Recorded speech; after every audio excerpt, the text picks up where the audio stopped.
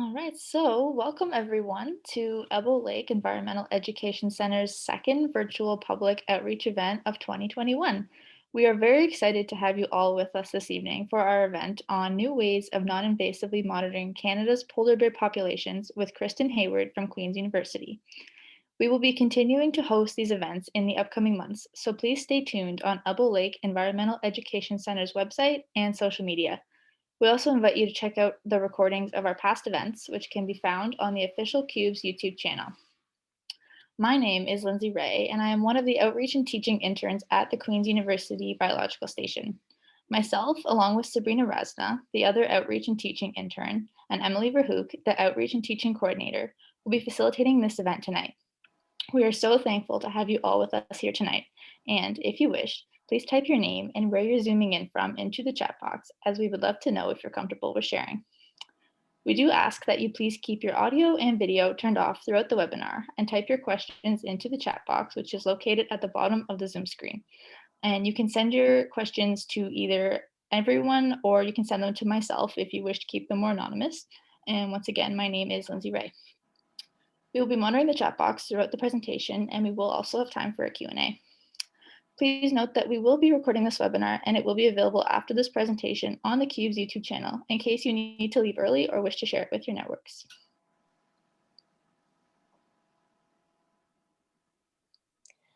Queen's University is situated on traditional Anishinaabe and Haudenosaunee territory. Specifically, the Elbow Lake Environmental Education Center is situated on unceded Algonquin Anishinaabe territory and is a part of the Algonquin land claimed by the Algonquins of Ontario, currently under negotiation with the federal government of Canada. Acknowledgement of these facts requires recognition of the pre-colonial history of this land and the peoples who lived here and continue to live here. The cultures and spiritualities of Indigenous peoples are connected to the land, and the land is an integral part of their ways of knowing and living. These knowledge systems are continually evolving in relation to the land and its other inhabitants, both human and other than human. The Kingston Indigenous community continues to reflect the area's Anishinaabe and Haudenosaunee roots. There's also a significant Métis community, and there are First Nations people from other nations across Turtle Island present here today. Before we introduce our speaker this evening, we just want to take a quick moment to get your feedback. You should see a poll pop up on your screen. Can you please select the answers that relate to you? Also, thank you for sharing where you all are coming from. It's very interesting to know.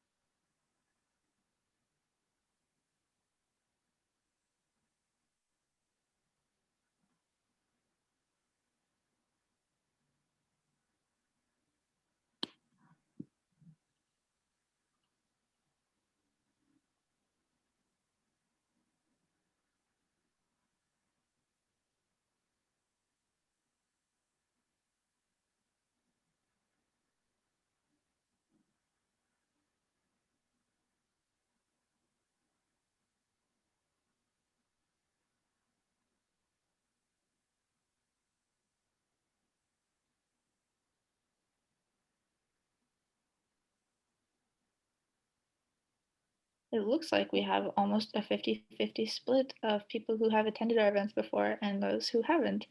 So to those who have attended our event before, welcome back. And for those of you who haven't, we are so glad to have you here with us.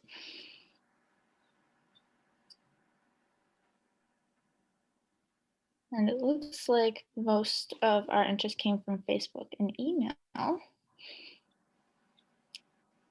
And we have a mix of knowledge levels in the group.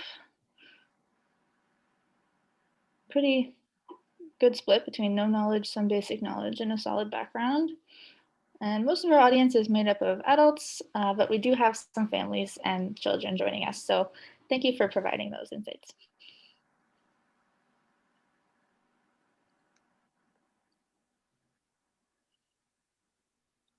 I'd like to take the time to introduce our speaker for this evening.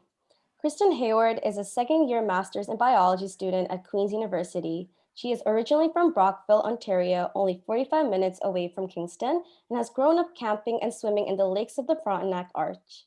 Kristen took her undergrad at Queen's in the biology psychology specialization and came to Steve's lab in the summer before her fourth year to work on the polar bear project.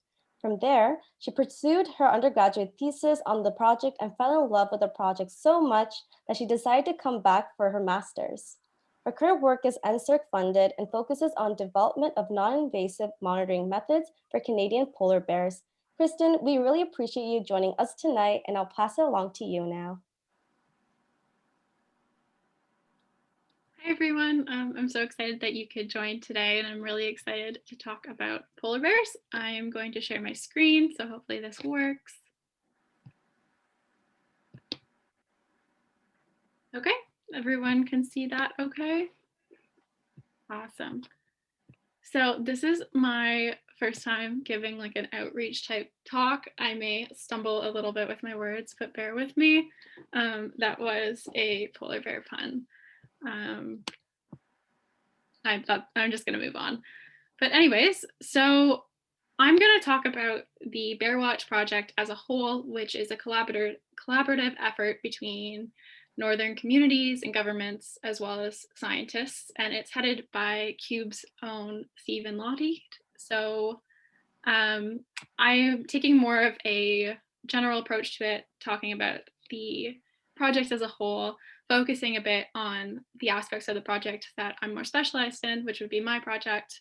And I'm going to try not to get into the nitty-gritty science of it because it can get pretty complicated, but hopefully I give you guys enough to go off of to get a good understanding of the topic. So here we go. New ways of non-invasively monitoring Canada's polar bear populations. Okay. There we go. So as I mentioned, BEARWATCH is a collaborative project, and it's led by Stephen, the director of QUBS, in collaboration with Northern government and communities.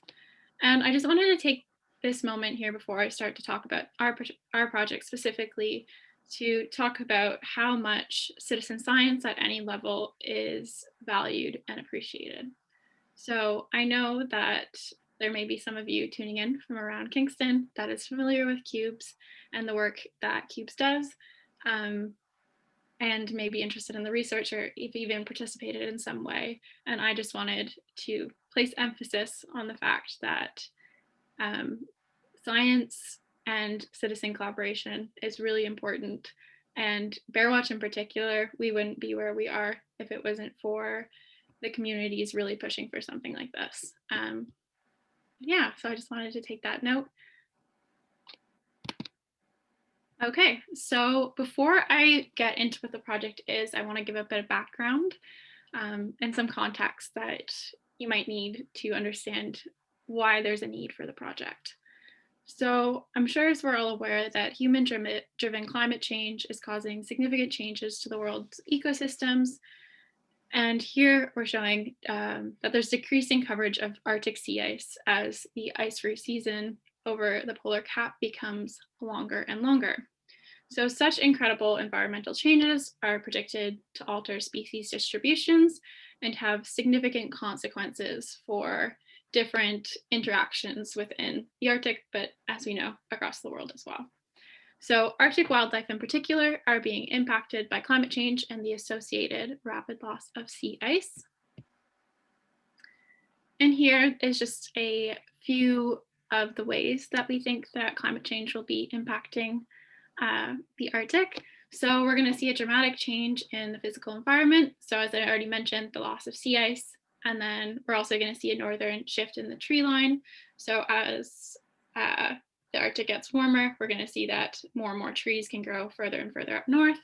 We're going to see the tundra melting, and that's going to change hydrology, which is just where water flows, you know, where lakes and rivers might exist, how those function within the ecosystem.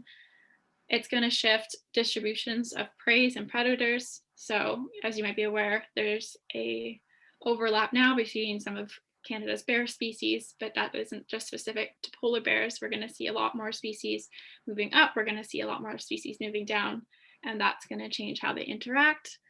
And then we're going to see a mismatch between species and the environment. So polar bears have developed to exist mostly on sea ice.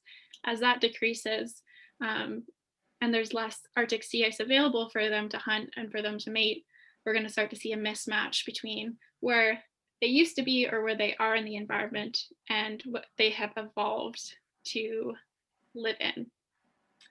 And finally, we're also possibly going to see an increase in disease outbreaks.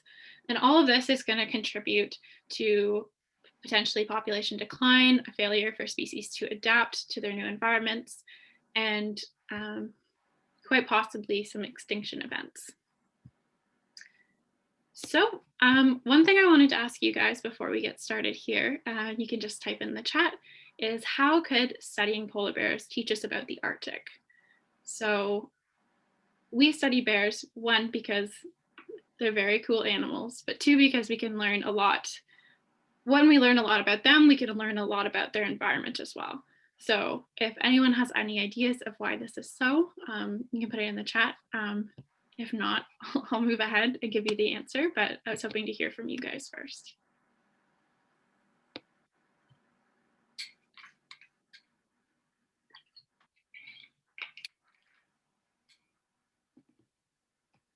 I'll give it, I guess, a few more seconds. Oh, as a top predator, they would be a keystone species. So yeah, that is a big thing and a big reason as to why we study polar bears. Population distribution can show us differences in sea ice over time and some of the prey they eat. Yeah, so these are all great points. So I guess I'll give you guys the answer. You're all right in one way or another. So polar bears are apex predators. That means they're at the top of the food chain, and they have vast ranges. They're found all over the Arctic in a circumpolar distribution, and that range includes both marine and terrestrial environments. So by studying them, we can gain insights to a very large range and many different types of environments, including marine and territorial.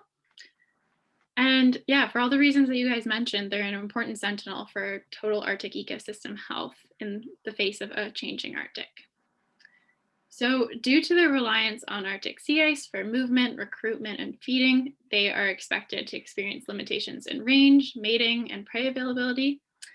This map here is just showing, it's from a paper from 2018, and it's showing the vulnerability of polar bears by subpopulation. So polar bears are managed based on subpopulations or management units. And this map is just showing the vulnerability of polar bears for each of those units based on how abundant they are in those populations, the diversity in prey species within those subpopulations, and summer ice loss and increases in the ice-free period. So the more red it is, those are the subpopulations with higher values and therefore more potentially vulnerable to further ecosystem change. However, we are missing much of the information needed to actually understand the consequences of an ice-free Arctic on polar bear populations. So as I said, current monitoring is primarily based on surveys of 19 subpopulations or management units, 2/3 of which is in Canada. These have been designated largely based on mark recapture data and aerial surveys. So that could literally be someone in a helicopter going around and counting the polar bears they see in the landscape. However, surveys for many of these management units are infrequent. They could happen once every 10 to 15 years, and that's due to logistical and economic restraints. And this has resulted in many of the subpopulations being data deficient. So any of these subpopulations on the map shown in kind of that grayish brown, we don't know how they're doing. We don't know if their populations are increasing or decreasing, and that is a large area in which there are polar bears that we just don't know. So as of 2019, only 6 management units had population status estimates less than 10 years old, and thus it's uncertain whether these management units reflect contemporary patterns of gene flow and dispersal, especially with the environment changing so quickly. And even between maps, I don't show it here, the subpopulations that are shown as likely increasing or stable or decreasing, that changes year to year as well, based on different updated information and research. So basically, we need to better know what's going on, and that's where BEARWATCH comes into play. So as I mentioned, the surveys that are done are infrequent, and that's led to data deficiencies. And that is because the current methods of polar bear monitoring are very time consuming and very expensive. And then there's also been large concern by Inuit communities in the north about the invasiveness of certain methods of monitoring. So like biopsy darting or radio collaring. And there's been a lack of consultation and collaboration with those communities for whom polar bears are an important cultural icon as well as important subsistence. So that's something that also needs to be addressed.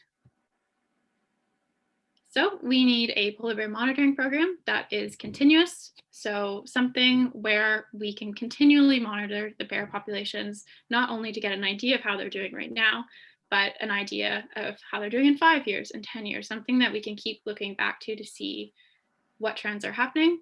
We need it to be cost effective, we need it to be inclusive and community based, and we need it to be non-invasive. So that's what BEARWATCH is. BEARWATCH, or the goal of BEARWATCH, is to establish a pan-Arctic community consultation and community-based monitoring program. So my next question for you guys is, how could we non-invasively monitor polar bears? How could we monitor polar bear populations, find out how many polar bears there are, see how their genetic structure is changing without interacting with them? So if you guys have any ideas, you can put them in the chat. Again, I'm going to give you the answer in about a minute, but I'm interested to see where you guys are at with your ideas.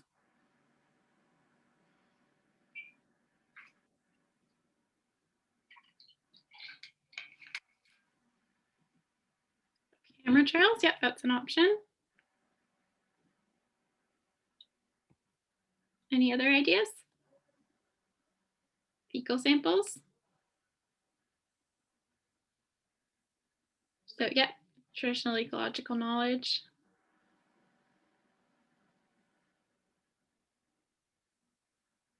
Okay. So this is kind of the outline of what BEARWATCH is hoping to do. And so someone guessed right with fecal samples as well as traditional ecological knowledge. There's lots of ways to do non-invasive monitoring, but this is just the approach that we've been trying to take with BEARWATCH. So we're trying to combine a range of different knowledge systems that includes historical records as well as traditional knowledge from northern communities who actually live in that environment and interact with polar bears. And the last part, which is kind of where my project is focused, is the scat-based toolkit. So we can understand, as I said, a lot about polar bears and the Arctic in general by just studying polar bears, but specifically by using scat. So having people go out into the environment, collect scat that the polar bears have left behind, and then sending that into the lab, we can learn a lot about the bear and consequently its environment just by looking at that. So by looking at the scat of a bear, we can identify it. We can tell you, what sex it is. We can look at what it's been eating. We can look at whether there's plastics in there and different contaminants. And that's pretty cool. Yeah, I mean, I do get a little nervous to tell people that I work with poop, but you can tell a lot, a lot about a creature from its poop. So just to give a little bit more detail on the project. So how this figure works is showing the envisioning monitoring program working from the science side. So what happens is that community members collect scat, and in return, they receive money. And then the scat is sent to our lab where we take the samples and we distribute it to other labs that are doing other things like metals and contaminants. And we've used the samples that we've gotten to develop a test to identify bears. And then we're putting together a toolkit as to say that we can use of just different techniques to actually monitor the bears and their health. And this is something too where we want to be getting continuous feedback and insight from the communities, because there's not just one way of knowing, and that will be very important going forward. So the overarching goals of BEARWATCH.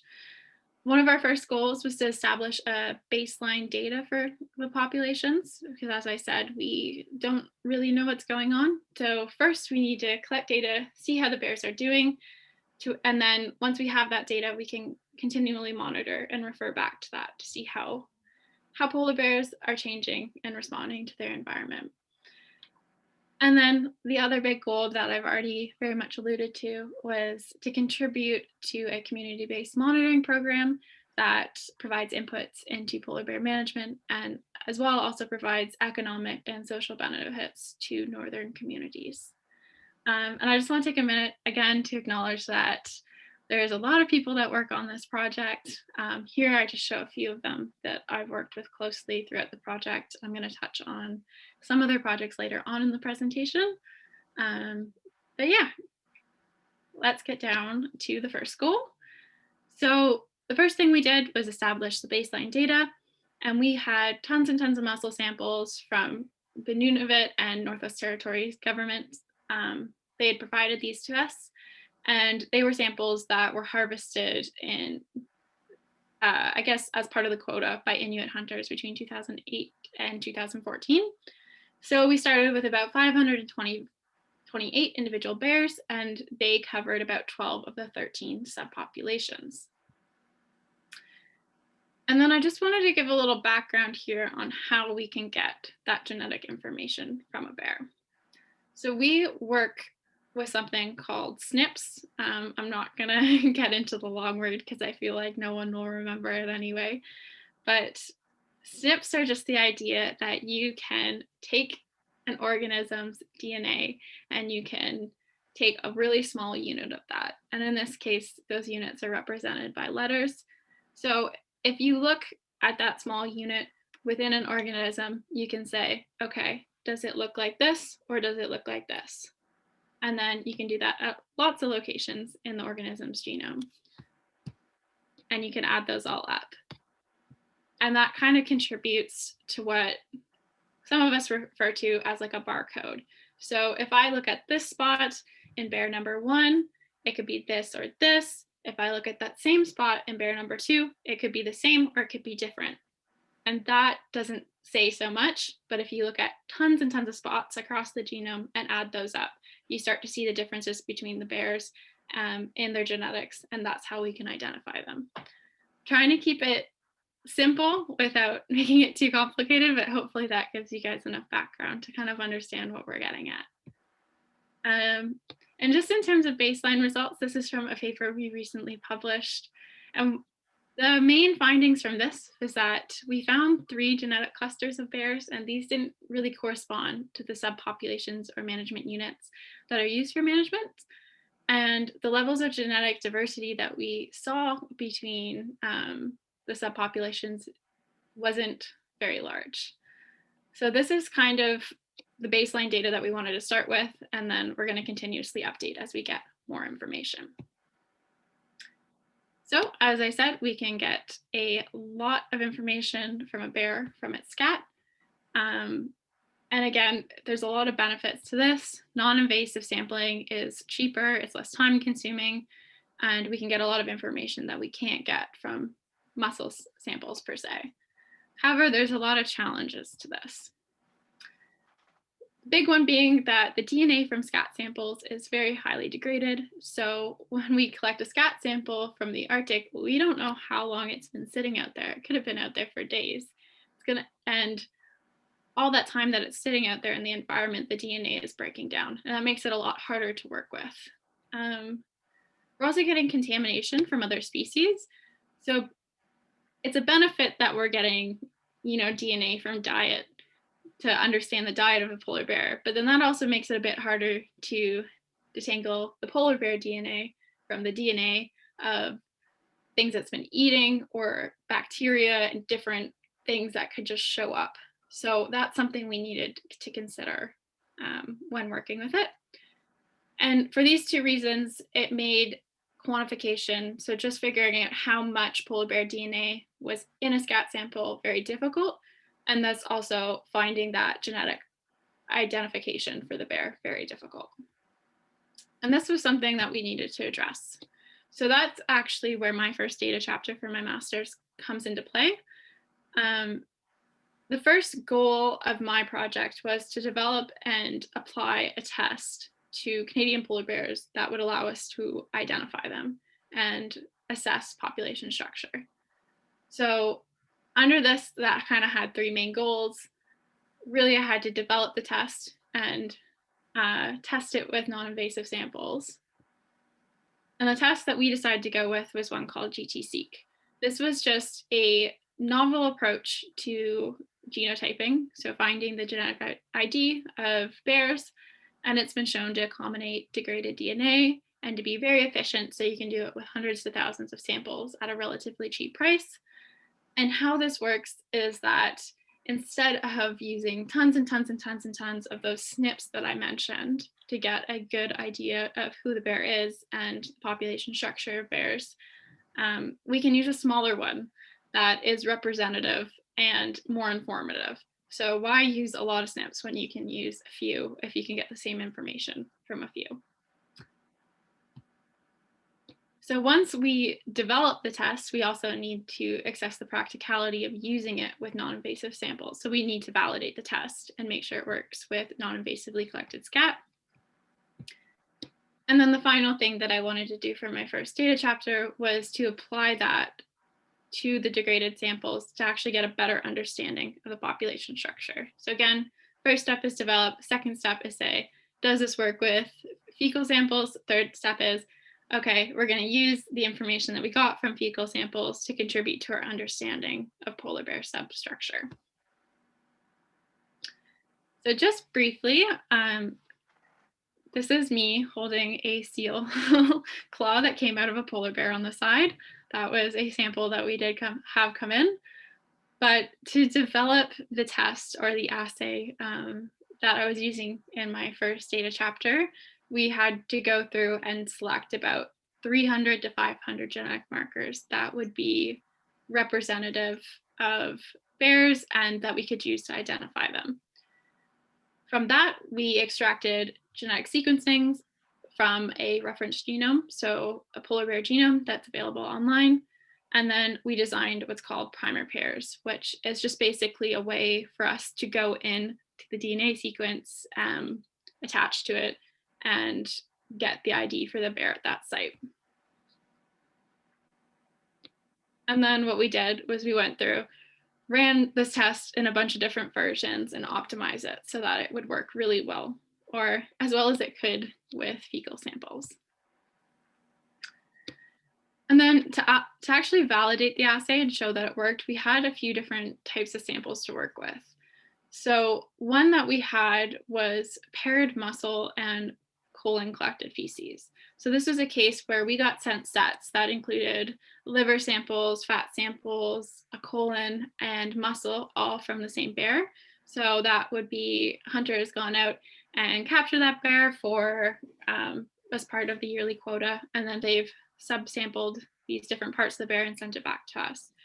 Once we got the colon, we could actually go into the colon, see if there's feces there, and then use that kind of as a proxy for field feces and how well the test would work with field feces. Expecting that the genetic ID of the bear that we would get from the muscle should match the one we get from the colon feces. And then we kind of have to figure out what the error rate is there. So how is the feces significantly worse at telling us who that bear is? And that's something we need to consider when doing different tests. Then we actually had field collected feces to test the kit with. we don't have a muscle tissue to compare that to, which is why we also were using the colon collected feces. We need to show that the test actually does work with the non-invasive samples. And then we had a collection of tissue that's been sent down by the governments, as well as biopsy dart samples. So we had all these different types of samples. We extracted the DNA, and then we quantified it. So we specifically asked how much polar bear DNA is in there, and I'll touch on how we do that in a second. And then we put it into this test that I developed and got all the genetic IDs for all the bears and looked at their population structure. So these were just the little sets that we got of the different types of samples. So yeah, once we got the DNA from the bears, we developed what's called a QPCR test. And this is a publication from last year. We developed it in collaboration with Michelle Harwood, who was an undergrad in our lab a couple years ago. And what this test allowed us to do was screen for samples. So if we had a scat sample, we could put it through this test first and say how much polar bear DNA is in there. Is there any polar bear DNA in there? Because if there's not, it's not worth moving forward with. And it would save a lot of time and effort on people's accounts. But yeah, and this way we could see, do we have a high quality fecal sample, which, I mean, as high quality as a fecal sample can get, and then move forward from there. And then, as I kind of alluded to before, to validate the assay, we looked at the muscle versus the colon. So just below here, we would consider each of these little boxes a genetic marker or a SNP that I mentioned before. And we're just comparing to see that at each of those SNPs that we were considering, whether the ID is the same for the muscle and the colon collected feces, because we'd hopefully expect them to be pretty similar. They're from the same bear. And that acted as a proxy for how well does this work with feces. And then with the field collected, that feces that we got, we looked at how much missing data we had and how many samples were successfully genotyped, or again, genotype just means to genetically identify, look at that bear's genetic makeup. So for the final step of that, I took all that data that we got from all these different kinds of samples, including the fecal samples, and I was able to combine that with the data from the first baseline data report that I showed you guys. And we were able to basically double the amount of samples we could use. So the genetic technology that we were previously using didn't allow us to use these samples. We were able to double the number of samples that we could use to inform population structure just by using this new test that we developed. And that provided us a lot of insight into genetic structure within the Arctic, which I'm not going to get into yet, but this is a very exciting result because it's showing that this test that we developed works for fecal samples, and it really can provide opportunities for new insights. And this is significant because it'll allow us to improve monitoring of polar bear populations, and it'll increase the knowledge and the efforts that we, put in place. So that's going to contribute to management decisions and how we choose to monitor bears in the future. If there's certain populations that seem to be doing okay, they might get less. There's certain populations that seem to be more at risk, they might get further consideration in management and future research efforts. BEARWATCH, and this is important in particular because it is including traditional ecological knowledge, are trying to include that in the process, and as well as it's in collaboration with Inuit communities. And this isn't something that needs to be specific to bears. This kind of framework that we're trying to work within and this test that we're doing can be applied to other systems. So this could act as a model for wildlife monitoring across the world, which is very important because I think that acknowledging different ways of knowing and bringing those together in efforts to benefit those communities as well as the Earth is really important. So I wanted to bring it back to this figure here of how we can learn a lot about a bear from its scat. And particularly one of the things that another master's student in our lab, Hayden, is looking at in terms of population monitoring is getting a good idea of what population statuses are for bears currently, but also how they were doing in the past. So like I said, the current status of polar bear populations is pretty unknown. And one way to continuously monitor populations is through the use of mark recapture to estimate the size of subpopulations, the probability of survival in each of those subpopulations, sex ratio, immigration, emigration, a whole lot of that. But I should tell you guys how mark recapture works. I have to note this is not my area of expertise. This is Hayden's project. But basically what happens is you go out, you do a ton of sampling, and then we get the genetic code for each of the bears, and that acts as their mark. And then when we go out and we sample again, and we get the genetic identity for all those bears, it's possible that we've recaptured a bear and that we'll find the same genetic code. And that means it's from the same bear. And using that information, we can learn a lot from the populations at hand. So Hayden's project is a bit more complicated than I'm letting on. And he uses complex statistical models that I'm not going to get into here, but that would account for things like hunting and migration and birth rates. But in general, this is informed by this basic idea of mark recapture, that you can see how many times an individual bear is being sampled. And as I said, we can learn a lot from mark recapture. We can look at survival probability, how big the population is, sex ratios, immigration, emigration. But there is a few more things that we can't just get from mark recapture data. And we need to use a bit more of a complicated approach. This is where we get into Hayden using something called, lost my spot. Effective population size is what he'll be using. You don't really need to know what that is, I guess, but he'll be using that in collaboration with the mark recapture data, as well as a few different statistical models to generate, I guess, ideas of how the bears are not just doing now, but in the past, as I mentioned. So using this data, I'll put bunched together, he can look at why or when different genetic clusters of bears have separated from each other, but he can also look at how stable those different clusters are. So are they increasing? Are they decreasing? Are they meshing together? And furthermore, he can see what factors may have led to a genetic split between different populations. And he can do that by comparing what time they diverged to different things that may have been going on in the environment at that time. So broadly, he's seeking to identify how human activity has impacted polar bear populations and how they're structured, but also how climate change is impacting the structure of the populations.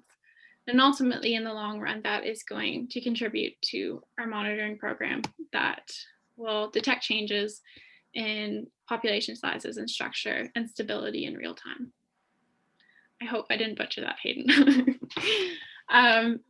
So moving on, another way that we're going to monitor populations is through their interaction with landscape. And that's a focus by another one of our master's students named Sean. So I showed this, map here on the left before, and how it's just showing the vulnerability of different populations.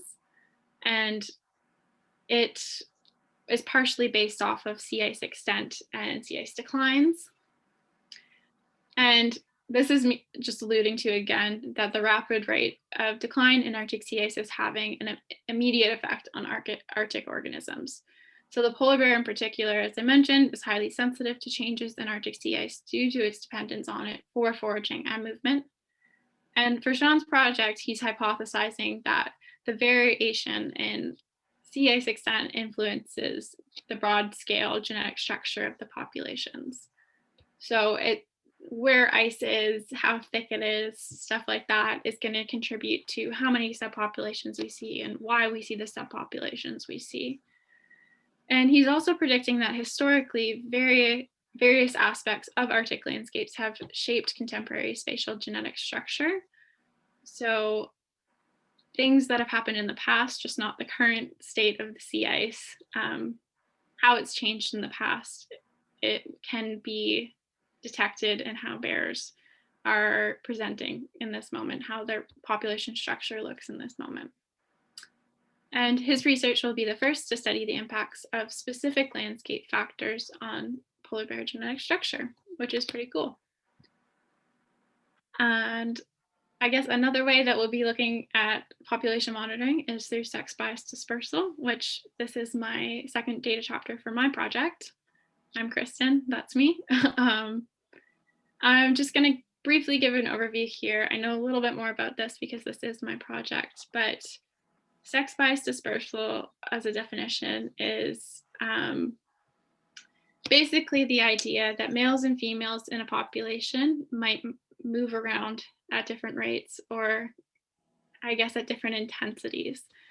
So it's the bias in tendency and or distance of dispersal between the two sexes.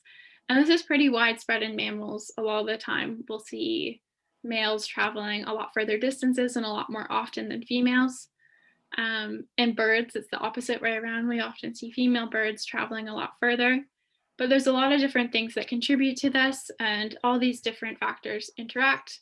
So bears might be moving around at different rates between the sexes because of resource competition. So for polar bears, it's thought that female distribution is related to foraging. They're scattered along the sea ice because they want to be close to seals, which they eat. Whereas males are looking for a mate. They want to find a female to be with, and their distribution may rely more heavily on finding a mate than food. But there's other things that contribute to that. We don't want to see inbreeding of close relatives, and there might be competition between closely related individuals.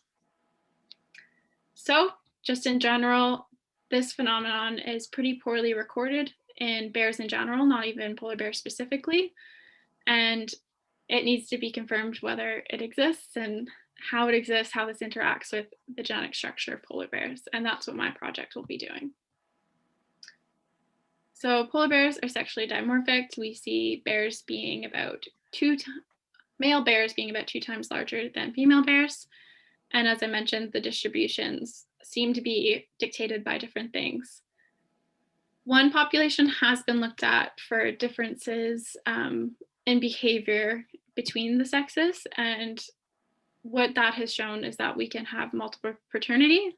So we can have a female having bears at the same time from 2 different males. We can have male dispersal and competition as well. So this would kind of hint that over the whole range of polar bears, we might be seeing males disperse more often. And that's important, as I said, because that will have different impacts on population structure and consequently the management decisions that are made off of that. So 2 goals of my project will be use this new wealth of data made available from the test developed in my first data chapter to actually confirm that sex bias dispersal exists in polar bears.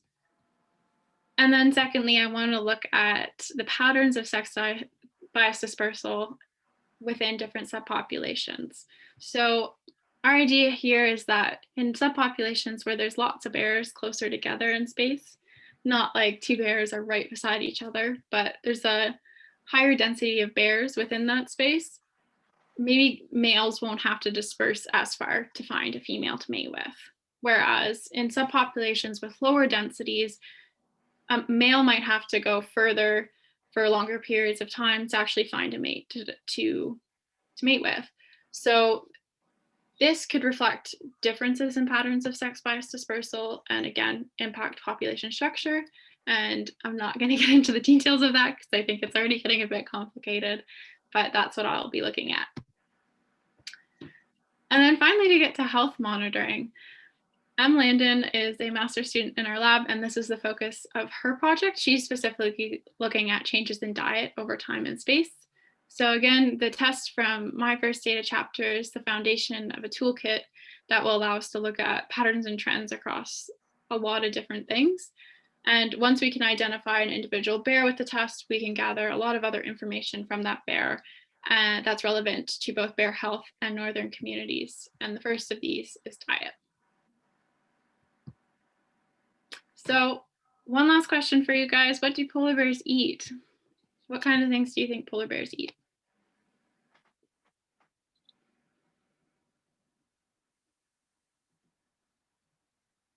Seals. Yeah. So most of a polar bear's diet relies on ringed and bearded seals, but really they're foragers. And top of the food chain carnivores, so they'll eat whatever they can get their hands on.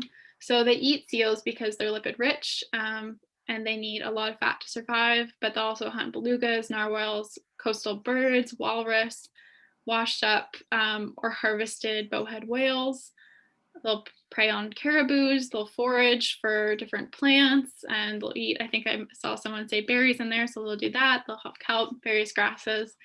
There's not much they wouldn't eat.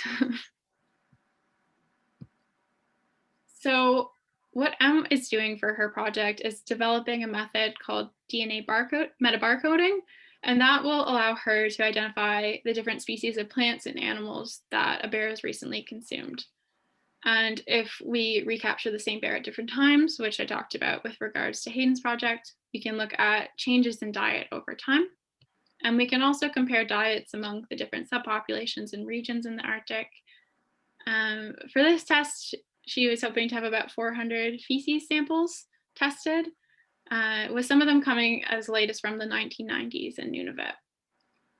So dietary studies of keystone species, so particularly apex predators like polar bears, can enhance our understanding of predator-prey interactions and provide important insights into a species' life history and the complexity and status of food webs. We're looking here for evidence of shift toward terrestrial food items in subpopulations as the sea ice hunting platform disappears. So for example, there's documented cases of individual bears eating over 90% of the eggs hatchlings when bird colonies have invaded, whereas, as I mentioned before, primarily their prey is seals. So we might see a shift in behavior as sea ice declines. So the main goals of her project, as I mentioned, was to quantify polar bear DNA diet across the Canadian Arctic, and then also assess diet variation in Canadian polar bears across spatial, demographic, and temporal scales. So there might be certain subpopulations that are more at risk because of their reliance on sea ice for hunting. We might see some subpopulations adapting their behavior in different ways to help cope. But we should mention, just because there's a shift to terrestrial diet doesn't mean that is a good thing. Bears require a lot of fat from their diet to survive, and if they're not able to get that, there could be some pretty severe consequences. Finally, M's last goal is to assess spatial trends of prey taxa across sampled regions by examining prey species richness and relative abundance. So just getting an idea of where prey species are located relative to the importance of how important each species is for the polar bear diet, and trends in this as well. And again, all of this is going to contribute to the health, like our understanding of polar bear health, as well as to our understanding of the Arctic as a whole, including for the prey species that we find. So these are just the master student projects within our lab that are working on BEARWATCH, but there's other people that have contributed greatly. Christina is a PhD student in our lab that's been working on pathogens from polar bear scat samples, and that will be a really important indicator of polar bear health. And another important part of the toolkit that will be really relevant to northern communities and government is contaminants. So we have colleagues that have surveyed bear scat for things like mercury and chlorines and PCBs. And it seems like levels of these contaminants in feces are predictive of the levels in the bear itself. So we can actually monitor how much contaminants are in bears, how much they're consuming by looking at how much is in their feces. And then the final thing I want to touch on here is microplastics. That's something I think that's been in the news a lot. So this was at the request of a lot of people. A lot of people are interested in microplastics, and this is something that is the focus of another lab. So we have colleagues working on this, but they've developed a protocol to look at microplastic and microfibers in the scat. And they've picked up, they haven't found pieces larger than a millimeter, but there is some evidence of contamination, and that's something they're continuing on with. And that, again, will be a really important indicator for polar bear and ecosystem health, because if a bear has ingested that, they've likely ingested that from their prey, so that's being carried up the system. So finally, I just want to acknowledge again that BEARWATCH would not be possible without the support and collaboration from the Nunavut Game Council, Joe Haven Hunters and Trappers Association, Canadian Rangers, and all the Northwest Territories and Nunavut communities participating in the project. There is a huge list of people that have contributed to BEARWATCH, and I'm sure I've missed some of them, but I just wanted to acknowledge them all here. This is a collaborative effort, and again, communities are very central to it and are playing a massive role. That's all I have for now. I hope I didn't get too sciencey with it, but I can answer any questions that you guys have for me now. Thanks so much, Kristen. Your research is amazing, and we've had similar praise echoed in the comments as well. Oh, awesome. Before we get into questions, I was just wondering, there's been a request if you could put up the distribution map again. Yeah. I can do that. I think it'd probably be easier to exit out of this quick and go back. Just this one here?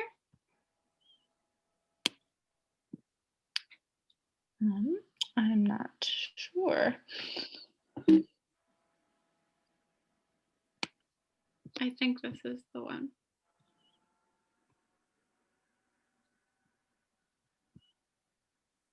Or this one. Yes? No? Yes, okay. Cool. Yep, that's good. And we have a question. Have you had the opportunity to see polar bears in the wild? Not yet. Yeah, I was hoping to at some point soon, and then COVID happened, unfortunately. So I think that's played a role. But it's very weird, I think, to be studying a species that I haven't seen in real life. And I think that's a really important thing as a scientist, to actually get to see and interact with your species. So that's something that I hopefully will get to do in the future. Yeah, thank you. Just had another comment. Excellent presentation and diverse research scope and method. Oh, thank you. Another question says, assume some year there was no ice on James Bay, but the seals are still there and well fed. Will they not have their young on shore where the polar bears will feed them rather than on sea ice? I'm not as familiar with the ecology of seals, so I'm not sure how accurate my answer to this question will be. But I know when bears hunt specifically, they go to sea ice that's not too thick, where they can pop their heads down and grab the seals. So it is possible, I think, that seals will be along the shore. It just there might have to be a behavioral change there within the hunting season. So yes, during the summer, that may be already what bears are doing, but during the winter, when it's colder, they would normally be going out on the ice.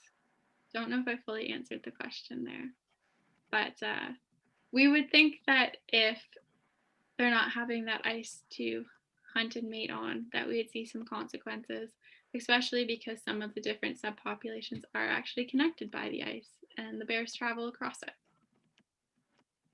Yeah, that's a good point. I had another question. They said, all very cool. Without being able to put colors on bears, it was quite challenging to determine how they move over boundaries. Were Mhm. you able to see if bears immigrated or emigrated over boundaries from the fecal samples? Yeah, so this is something we keep track of. So when the samples get sent up to us, they're sent up with a bunch of information, including GPS coordinates. So those GPS coordinates we can plug in, we can see what subpopulation it came from. And then if you're getting the same bear recaptured, as in you're getting a fecal sample from that same bear, 2 years later, you can compare the genotype coordinates and what subpopulation that comes from. So you may have a bear picked up, for example, in the Lancaster Sound subpopulation one year, but then you get a scat sample the next year from the Gulf of Boothia. So that is something that we can monitor and track with it. Yeah. Awesome. Sorry, I accidentally missed a question. Yeah. How do you locate bear scat? So not something I personally do. That is something that the communities are involved with. But a lot of the community members and hunters, like they hunt bears. This is something that they do. They know their environments really well. Um, so they go out into the environment and they know where polar bears would be located, and how to track them, and consequently, hopefully find scat after it's been excreted. So that's really relying on the knowledge and understanding of bears and how they interact with their environment, of the community members. Awesome. Thanks, Kristen. I have another question. Could you talk a bit more about the map that shows the subpopulations based from your samples? Does it suggest different subpopulations than the 13 units showed here, probably the one we're looking at right now? I believe it was the baseline data. This one. Oh, sorry, this one. Yeah. So it's not necessarily that it's implying different subpopulations. It's just saying that the units that we're using to monitor and track bear populations aren't necessarily reflective of subtle differences in bear population structure. So you have to have some type of unit. You can't be very difficult just to go across, have one person or one unit of people going across and monitoring all across the Arctic. It's just too big of a place. So we need some type of units. But what we're saying here is that there's different genetic structure happening and at play that we need to consider. Maybe that does contribute to considerations for management units, but these are what are currently used, and basically having a better understanding of the genetic makeup of bears.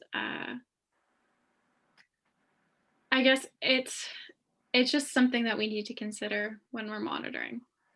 I don't know if that fully answers the question, but this still isn't conclusive. So I can allude to that we see something a little different with what I look at in my first data chapter, and other researchers, this is also something they're trying to figure out.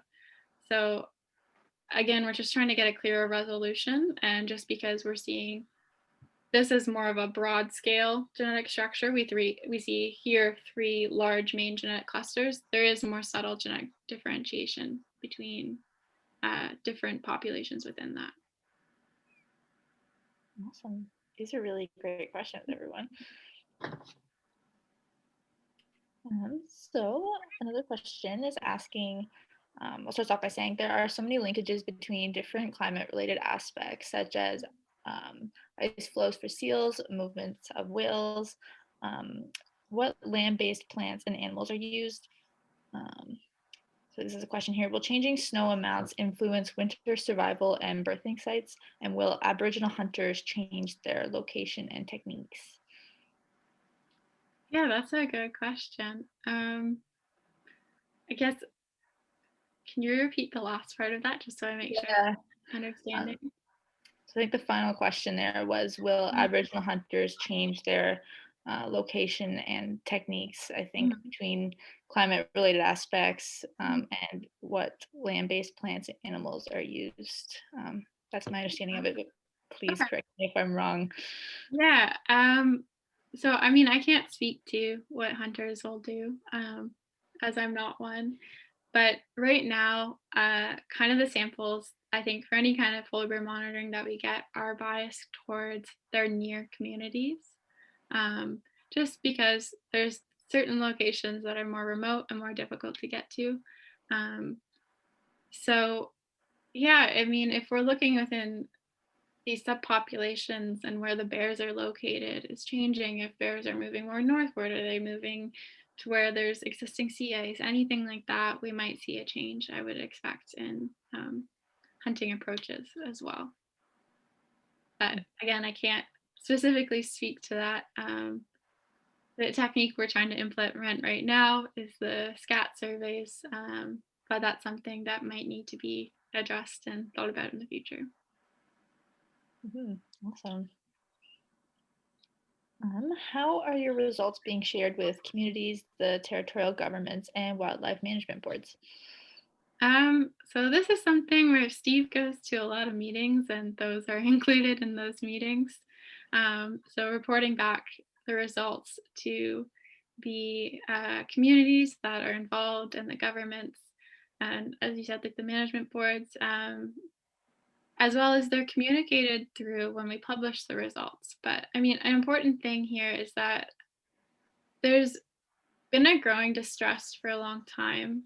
Uh, of northern communities, but also Indigenous communities in general, for scientists because there's been a history of scientists just flying in, getting the information they need, and then flying out and not reporting back. So I think it's really important that this information is shared and communities are continuously consulted and updated. And with that said, once we've like consulted and we've provided the results there and gotten feedback, it's something where we'll also publish those results. So I do have results that I haven't shared here from my first data chapter, but because those haven't been shared with the communities yet, that's not something that we are sharing yet in other locations. Awesome. How many samples have you processed for this study? Feels like a lot. I guess total, geez, I think the final number we had for that baseline set was mid 300s.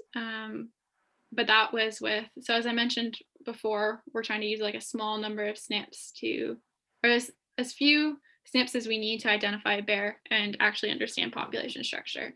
But for that baseline data set, we used a ton of them. We used like 10,000s of them. So that was a lot more effort. And we did, 358 bears is ringing a bell. And then for my first data chapter, that like doubled it. So I think that got us up to 642 bears. And these are just the bears that we got a successful identification on. So there's a lot more bears that we processed that maybe there are certain samples that didn't necessarily work. And now we're going through, we've partially processed. So we've extracted DNA, we've quantified the amount of polar bear DNA in it, and we've prepped the test and performed it for quite a few hundred other bears as well. And that's going to contribute to our, I guess, the next parts of our projects and our understanding. So short answer is a lot. We have a archive of thousands of samples to draw from that have been generously provided. So our goal is to use all the fecal samples that we get and see where we can get with them. Awesome, thanks. And I just saw another comment from Steve Lougheed in the chat. As you mentioned, we try to present to Inuit communities first and receive guidance from them, then to governments before we publish. So like Kristen said. A lot of good comments coming in here. I'm not sure if this is a question, but there is a little, I'm not sure if it's a riddle or a story about a bear in the comments. That's cool. Next question says, do you see any evidence of polar and grizzly hybrids? Yeah, so that was actually something we had to consider when developing the test to figure out how much polar bear DNA is in it. Um, so it works with polar bear DNA and grizzly DNA. And there is evidence out there that there are there's hybridization happening between the species. Kind of how we address this here is that in space, you're not seeing denning overlap so much, or you're seeing polar bears existing in different niches within the environment that are different from grizzly bears.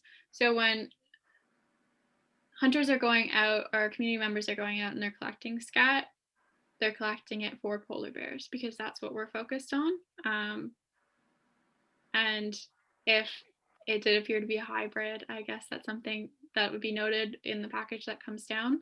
But yeah, we're specifically considering polar bears here, but this is definitely something to consider and possibly adapt the test for.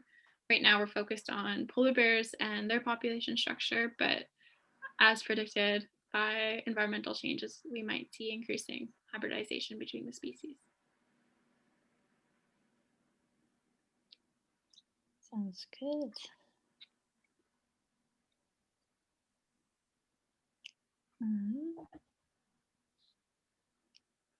The last question was, did you say number of bears or number of samples? But I think that got answered, but please correct me if I'm wrong. Yeah.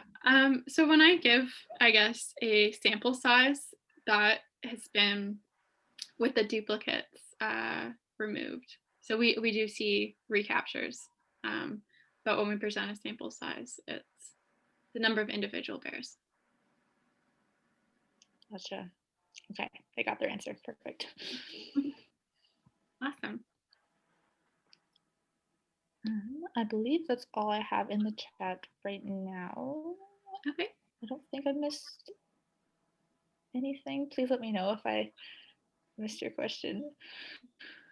Well, I want to say thank you to you guys as well for having me. It's a great opportunity to talk about BEARWATCH. And yeah, it was, as I said, my first time kind of doing more of an outreach event, and you guys have been really great, and I'm really appreciative. Yeah, thank you so much, Kristen, for sharing all this with us. I hope that, regardless of the background knowledge that people had, there was something for everyone to learn here. So thank you.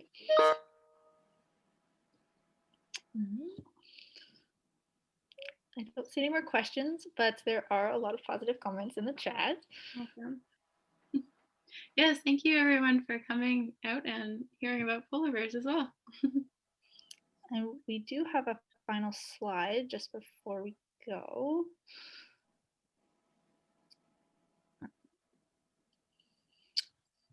So we do have some upcoming events in the next couple months, and so they will be posted on Elbow Lake's social media handles, which are posted on the screen here.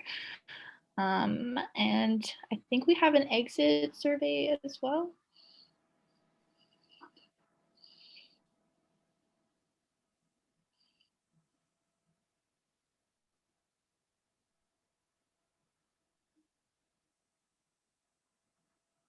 Kristen, there's a lot of positive feedback in the chat if you're able to see it.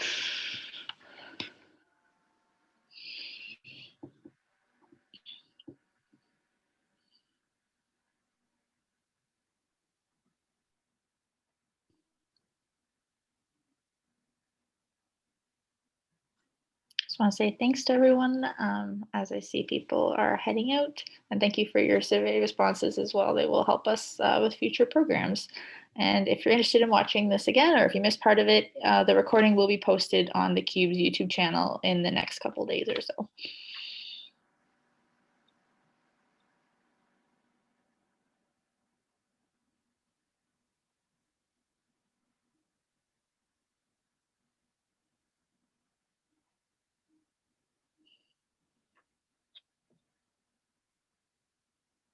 All right, thanks for all of your answers, everyone.